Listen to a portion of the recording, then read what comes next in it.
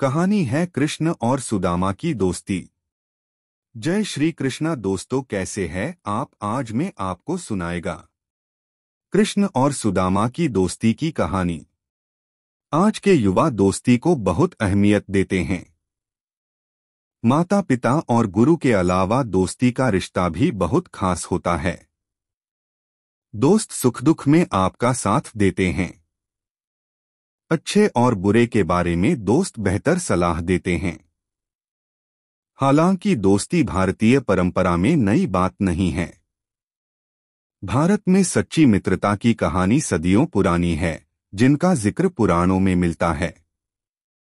दोस्ती का जिक्र आता है तो उदाहरण भगवान श्री कृष्ण और सुदामा का दिया जाता है।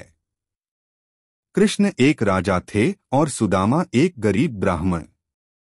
फिर भी कृष्ण और सुदामा की दोस्ती एक मिसाल है। कृष्ण और सुदामा की दोस्ती के कई किस्से आपने सुने होंगे। जैसे गरीब सुदामा कृष्ण से मिलने उनके महल पहुंचे थे तो वह भगवान कृष्ण के लिए महज 3 मुट्ठी चावल लेकर गए थे। प्रभु श्री कृष्ण ने दोस्त के लाए चावलों को खुशी खुशी ग्रहण किया और उन्हें पूरी सृष्टि देने को तैयार हो गए। एक राजा होते हुए भी कृष्ण सुदामा को अपने महल लाए, खुद उनके पैर धोए, सुदामा के पैरों में चुभे कांटों को देख रोने लगे।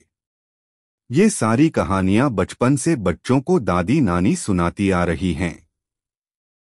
पुराणों में इन कहानियों को सच बताया गया है।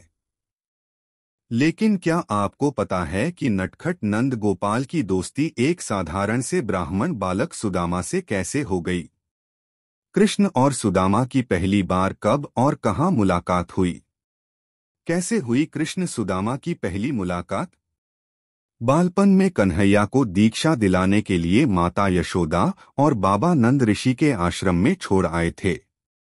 जब कान्हा शिक्षा ग्रहण करने के लिए आश्रम आए तो उनकी मुलाकात सुदामा से हुई। आश्रम में जात पात, अमीर गरीब का अंतर नहीं होता।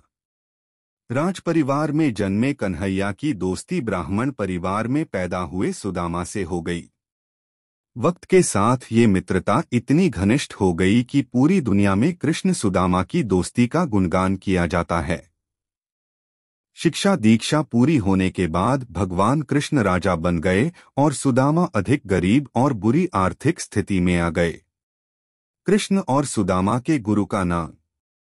भगवान श्री कृष्ण के पहले गुरु ऋषि संदीपनी थे। ऋषि संदीपनी का आश्रम मध्य प्रदेश के उज्जैन अवंतिका में था। श्री कृष्ण के साथ ही उनके बड़े भाई बलराम और सुदामा ने भी ऋषि संदीपनी के आश्रम में शिक्षा दीक्षा ली थी। आश्रम में श्री कृष्ण ने वेद और योग की शिक्षा के साथ 64 कलाओं की शिक्षा ली थी।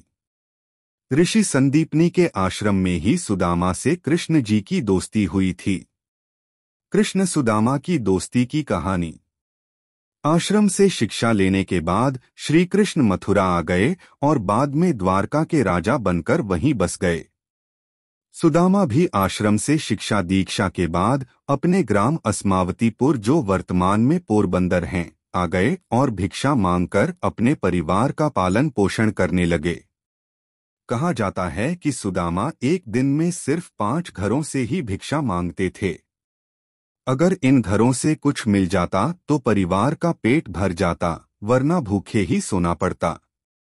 उनकी दरिद्रता बहुत अधिक बढ़ गई तो सुदामा की पत्नी सुशीला ने उन्हें द्वारका के राजा यानी सुदामा के मित्र श्री कृष्ण से मदद मांगने को कहा। पहले तो सुदामा ने मना किया, लेकिन बाद में पत्नी की बात मानकर वह द्वारका की ओर चल पड़े। सुदामा इस बात को लेकर चिंतित थे कि जब सालों बाद वह अपने बाल सखा से मिलेंगे तो कन्हैया को भेंट में देने के लिए उनके पास कुछ भी न होगा। सुदामा की पत्नी ने इस बात को समझते हुए पड़ोस के घर से कुछ मुट्ठी चावल मांगकर पोटली बनाकर सुदामा को दे दी। जब वह नंगे पग और तन ढकने के लिए फटी धोती पहन कृष्ण के महल के सामने आए और द्वारपाल से कहा कि वह केशव के मित्र हैं, तो हर कोई उन पर हंसने लगा। कृष्ण के लिए सुदामा की भेंट। लेकिन सुदामा ने द्वारपाल से श्री कृष्ण के समक्ष उनका संदेश ले जाने की विनती की। जब द्वारपाल महाराज कृष्ण के पास पहुंचा और सारी बात बताई तो भगवान एक पल में समझ गए कि उनके बचपन का मित्र उनसे मिलने आया है।